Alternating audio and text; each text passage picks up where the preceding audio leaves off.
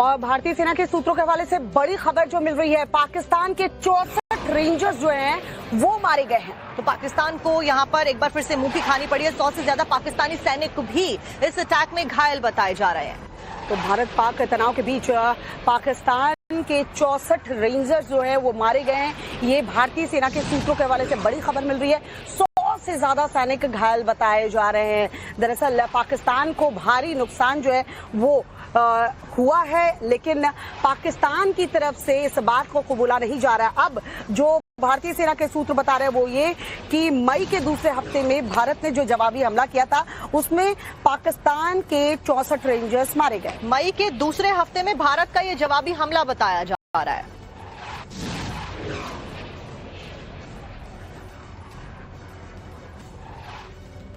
पाकिस्तान ने हिंदुस्तान के कई जगहों पर अटैक करने की कोशिश करी, हालांकि वो सभी अटैक्स नाकाम रहे। इस बीच गोल्डन टेम्पल को भी अटैक करने की साजिश पाकिस्तान ने रची थी।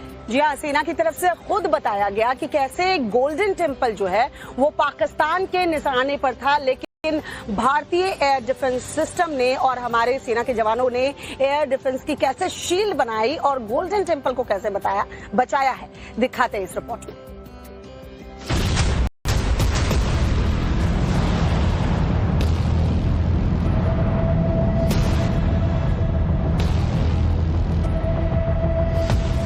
मई को भारत ने स्वर्ण मंदिर के खिलाफ एक बड़ा प्लान बनाया। अमृतसर में स्थित गोल्डन टेम्पल सबसे अहम था। हमें अतिरिक्त जानकारी ये भी मिली कि गोल्डन टेम्पल के ऊपर वो भारी तादाद में ड्रोन और मिसाइल से हमला करेगा। इसीलिए हमने तुरंत आधुनिक, अतिरिक्त एवं उपयुक्त एयर डिफेंस को उपलब्ध कराया और रणनीति के अनुसार गोल्डन टेम्पल को चारों ओर से एयर डिफेंस की सुरक्षा दी गई। लेकिन जैसे ही पाकिस्तान ने अमृतसर वार्निंग रडार जैसे ही एक्टिव हुए, भारतीय फौज भी एक्शन में आ गई। एक के बाद एक जवानों ने अपनी अपनी कमान संभाली। भारतीय सेना की L-70 डिफेंस गन के साथ साथ आकाश जैसे इंटरसेप्टर मिसाइलों ने दुश्मन के एक वार को हवा में ही मार गिराना शुरू कर दिया। जवानों की तस्वीरें आप देख पा रहे हैं किस तरीके से L-70 पर तैनात होते हुए। ये एक सीधी तस्वीर और साफ तौर पर ये बताने के लिए काफी है जज्बा जवानों का। और साफ तौर पर आप देखेंगे कि जब हम इस पूरे सिस्टम की बात करते हैं तो इसका जो सबसे पुख्ता सबूत दुनिया ने देखा है वो इस ऑपरेशन सिंदूर के दरमियान देखा है। और इसीलिए अगर आप देखेंगे कि किस तरीके से इसको देख सकते हैं आप, फिलिंग इसकी की जा रही है। को मैं तस्वीरों के जरिए दिखाती चलूं। और साफ तौर पर अगर इसकी खूबियों की बात की जाए तो एक साधारण भाषा में अगर बताया जाए तो जिस तरीके से आप आसमान पर लाल तीर चाहता हुआ देखते हैं देर रात के अंधेरे में, वह इसके लिए होता है कि जाकर ये जिस दिशा में आगे बढ़ रहा है वहां पर ये बता सके कि ये इसकी खूबियां क्या हैं। ये एक तरीके से पूरी की पूरी रेंज बताता है कि आखिर इसे किस दिशा में जाके निस्तानाबूद करना है, किस दिशा में आगे की मिसाइलों को बढ़ना है। स्वीडिश मूल की यह तोप 40 मिमी गोलियां दागती है और बेहद सटीकता से कम ऊंचाई पर उड़ने वाले सभी लक्ष्यों को मार गिराती है। पाकिस्तान ने भारतीय सरजमी पर हमला करने की भरपूर कोशिश की, लेकिन उसके सारे हमले हवा में ही नाकाम कर दिए गए। ऑपरेशन सिंदूर के दौरान आकाश तीर की अहम भूमिका रही है, जहां भारत की इस रक्षा प्रणाली ने पाकिस्तान के कई ड्रोन्स को तबाह कर दिया। आकाश तीर एक स्वदेशी एयर डिफेंस सिस्टम है। ऐसे में हमारे आकाश तीर ने हवा में ही कैसे पाकिस्तान के तमाम जो हमले थे उनको नाकाम किया, जानने के लिए एक एक्सक्लूसिव रिपोर्ट हमारी सहयोगी शिवानी मिश्रा की देखिए। ऑपरेशन सिंदूर में लगातार चर्चा आकाश तीर की है। मेरे पीछे जो तस्वीर आप देख पा रहे हैं ये आकाश तीर है और साफ तौर पर ये क्यों इतना प्रख्यात हुआ है, सबसे पहले उसकी जानकारी लेते हैं। सर, इस पूरे एयर डिफेंस सिस्टम की अगर हम बात करें, आकाश तीर एक अनएक्सपेक्टेड सरप्राइज के तौर पर पाकिस्तान के सामने उभरा है।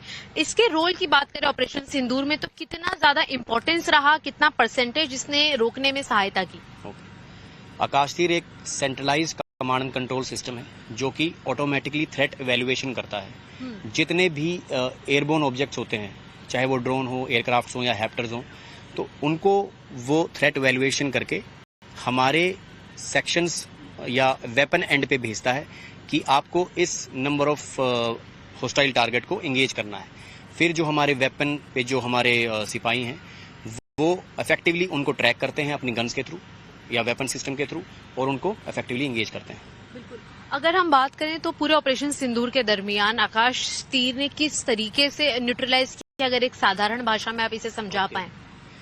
आकाश तीर सिस्टम एक automatic command and control system है, जो कि जितने भी एयरबोर्न ऑब्जेक्ट्स हैं अपने जो हवा में उड़ रहे हैं उनका फीड इसके पास आता है।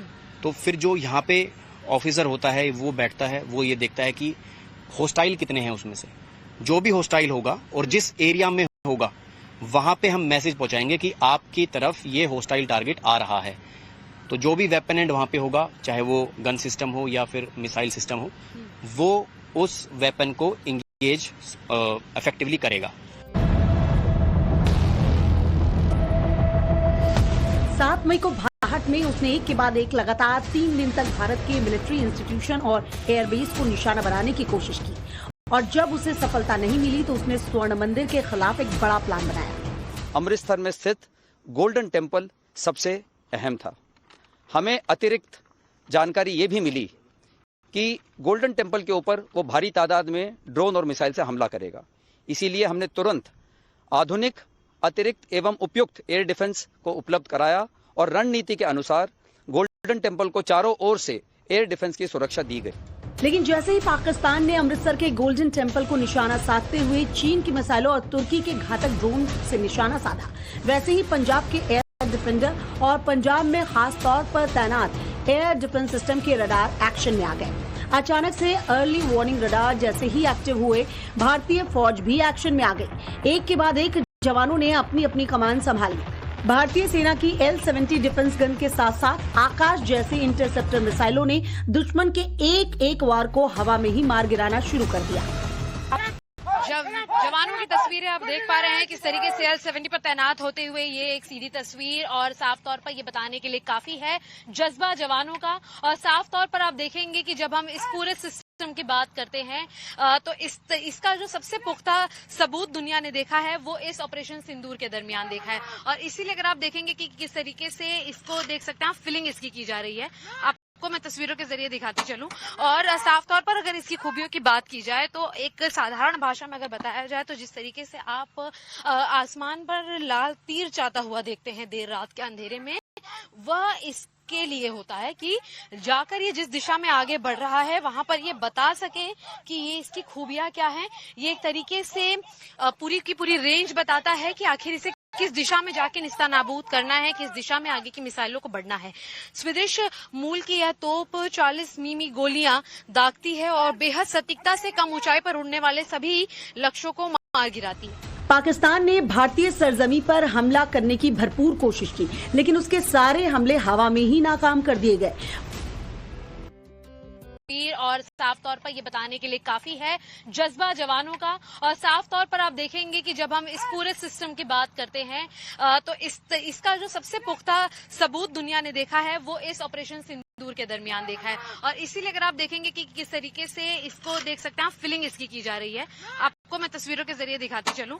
और साफ तौर पर अगर इसकी खूबियों की बात की जाए तो एक साधारण भाषा में अगर बताया जाए तो जिस तरीके से आप आसमान पर लाल तीर चाहता हुआ देखते हैं देर रात के अंधेरे में, वह इसके लिए होता है कि जाकर ये जिस दिशा में आगे बढ़ रहा है वहां पर ये बता सके कि ये इसकी खूबियां क्या हैं।